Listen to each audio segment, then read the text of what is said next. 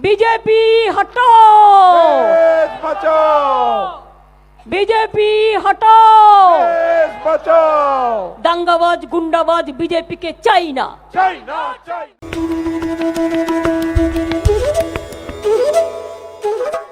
কালী পুজোর সময় আমি একটুও ভুলিনি, আমার প্রত্যেকটা মর্মে গাথা আছে। কালী পুজোর সময়, কালী পুজোর দিন আমার বাড়িতে পুজো হয়, আমি বাড়িতে যাইনি। নন্দীগ্রামে গুলি চলছে, বোম চলছে, আমি তৃণমূল ভবনে বসে আছি, আর আবু সুফিয়ান তাহেররা বারবার আমায় ফোন করছে, দিদি শুনতে পাচ্ছেন গুলির আওয়াজ, দিদি শুনতে পাচ্ছেন বোমার আওয়াজ। ওদের এখানে একটা করে গুলি চলছে, আর আমার বুকটা ধরাস ধরাস করে উঠছে। এই সব দিন পেরিয়ে আমি এসছি, কাজেই আমি কারো কাছে জ্ঞান নেব না যে নন্দীগ্রাম আন্দোলন কে করেছে আর কারা করেছে। कहते हैं कि देश यानी केंद्र की राजनीति में सत्ता का रास्ता उत्तर प्रदेश से होकर निकलता है, उसी तरह से पश्चिम बंगाल की राजनीति में सत्ता का रास्ता नंदीग्राम से होकर गुजरता है।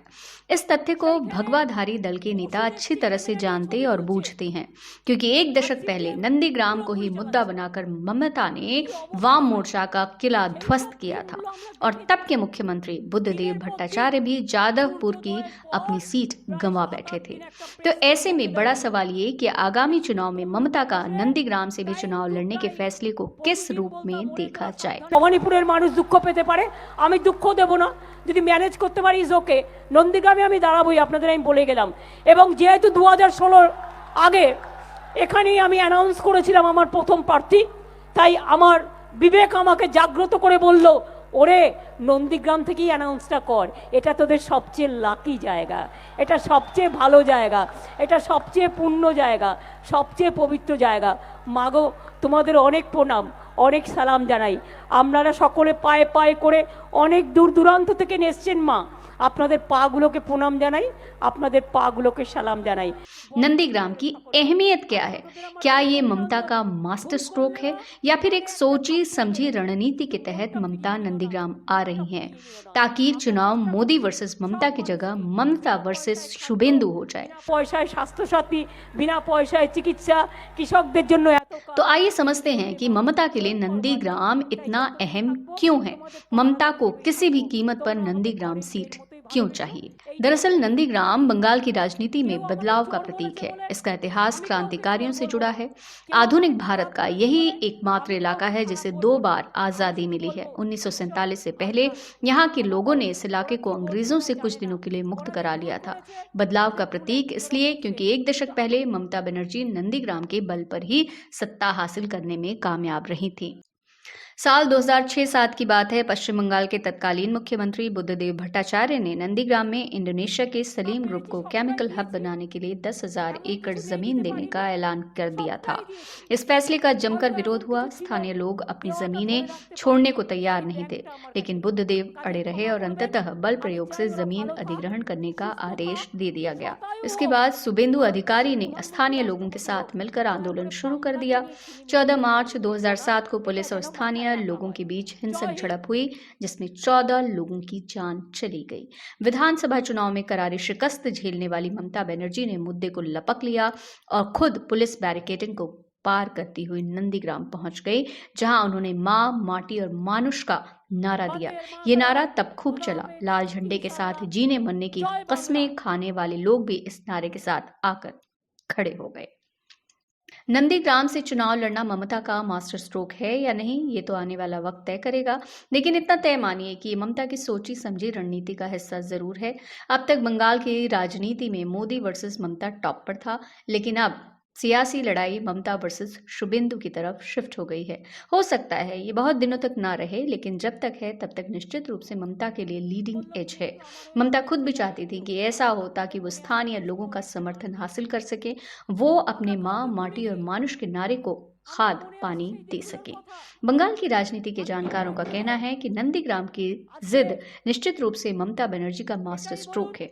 बीजेपी के पास बंगाल में अपना कोई मजबूत चेहरा नहीं है। वो शुभेंदु के सहारे चुनावी अभियान में ताकत झोंकना चाहती थी।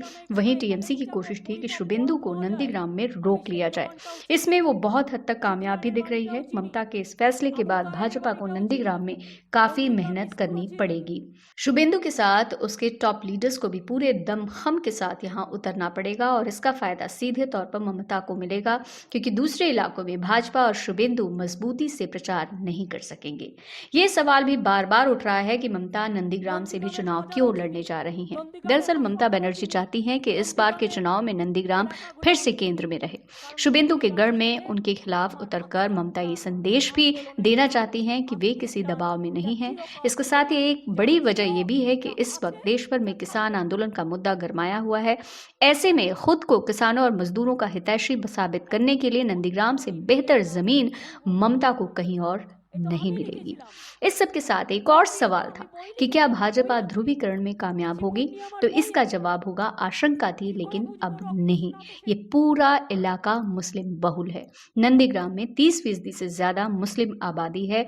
वहीं पूर्व मेदिनीपुर में 14% से ज्यादा मुसलमान हैं। पिछले 3 चुनावों को हम देखें तो 2006 में पहले और दूसरे नंबर पर रहने वाले दोनों ही प्रत्याशी मुसलमान थे। 2011 में भी यहाँ मुस्लिम प्रत्याशी ही जीता था और सबसे बड़ी बात की जीत हार का अंतर 26% था। वहीं 2016 में यहाँ शुभेंदु जीते थे, लेकिन अंतर महज 7% ही था। सियासी गलियारों में इस बात के कयास लगाए जा रहे थे कि शुभेंदु के जाने के बाद टीएमसी यहाँ से किसी मुस्लिम प्रत्याशी को टिकट देगी। वैसी स्थिति में बीजेपी नंदीग्राम और यहाँ के बाकी इलाकों में ध्रुवीकरण की पूरी कोशिश करती, लेकिन ममता बनर्जी के खुद मैदान में उतरने का ऐलान कर देने से भाजपा को तगड़ा झटका लगा है और इस बात की संभावना क्षीण हो गई है कि वो ध्रुवीकरण करने में सफल होगी। जहां तक शुभेंदु से भाजपा को मिलने वाले फायदे की बात है, तो ये समझिए कि पूर्व मेदिनीपुर में शुभेंदु और उनके परिवार का दबदबा रहा है। उनके पिता शिशिर अधिकारी और भाई दिवेंदु अधिकारी यहाँ से सांसद हैं। इसमें कोई शक नहीं कि शुभेंदु बड़े नेता हैं और ये इलाका उनका गढ़ माना जाता है। लेकिन जब वो टीएमसी में थे, अब वो भाजपा में हैं, उनका पाला बदलने से लोग भी पाला बदलेंगे और किस स्तर पर बदलेंगे ये कहना फिलहाल मुश्किल है। वैसे भी ममता के सामने शुभेंदु की राजनीतिक हैसियत कमजोर है, इसमें कोई दो राय नहीं। दूसरी बात, शुभेंदु की वजह से भाजपा के अंदर भी नाराजगी है। जो कार्यकर्ता और नेता दशकों तक शुभेंदु के खिलाफ लड़ते रहे, उन्हें अब शुभेंदु के मातहत यानी उनके नेतृत्व में काम करना पड़ रहा है। इसके साथ ही जो लोग शुभेंदु की वजह से टीएमसी छोड़कर भाजपा में आए थे, वो वापस ममता की पार्टी में जा रहे हैं, क्योंकि वे शुभेंदु के साथ नहीं रहना चाहते हैं। ऐसे में भाजपा को दोनों तरफ से नुकसान हो रहा है। अब जबकि ममता ने नंदीग्राम से चुनाव लड़ने के संकेत दिए हैं, तो ये सवाल लोगों के दिलो दिमाग में तैरने लगा है कि क्या ममता दोनों सीटों से चुनाव लड़ेंगी। अब तक ममता दक्षिणी कोलकाता के भवानीपुर से चुनाव लड़ती रही हैं। वो 2011 से ही यहाँ से जीतती रही हैं। इस बार वो यहाँ चुनाव लड़ेंगी या नहीं, इसको लेकर अभी तो यही कहा जा रहा है कि ऐसी कोई वजह नहीं दिखती जिससे कि वो यहाँ से चुनाव ना लड़ें। लेकिन आंकड़े बताते हैं कि इस इलाके में ममता का प्रभाव घट रहा है और भाजपा का बढ़ रहा है। दरअसल भवानीपुर गैर बंगाली हिंदू बहुल इलाका है। कोलकाता में हिंदी भाषियों की तादाद राज्य में सबसे ज्यादा है, जिनके वोट बैंक में सेंधमारी की कोशिश भाजपा करती रही है। भाजपा के राष्ट्रीय अध्यक्ष जेपी नड्डा सहित कई बड़े नेता भवानीपुर में रैली और रोड शो कर चुके हैं। 2011 के विधानसभा चुनाव में भाजपा को यहां करीब 3% वोट हासिल हुआ था, लेकिन 2016 में यह आंकड़ा बढ़कर 19% तक जा पहुंचा। तो कुल मिलाकर ममता को नंदीग्राम की सीट चाहिए, क्योंकि ये सीट दीदी के लिए लकी चार्म है। माँ, माटी और मानुष का मशहूर नारा यहीं से निकला, जो बंगाल के जन जन का नारा बन गया और ममता हमेशा इस नारे के साथ जीती हैं। और अब जब बंगाल को निजेर में चाहिए, तो नंदीग्राम से अच्छी सीट भला कौन सी हो सकती है। बीजेपी हटाओ, देश बचाओ, बीजेपी हटाओ, देश बचाओ, दंगाबाज गुंडाबाज बीजेपी के चाइना, चाइना चाइना, दंगाबाज गुंडाबाज बीजेपी के चाइना, चाइना चाइना, रक्त देबो, कलिजा देबो, बीजेपी के भोट देबो ना, देबो ना, देबो ना। सत्ता विमर्श ब्यूरो की रिपोर्ट।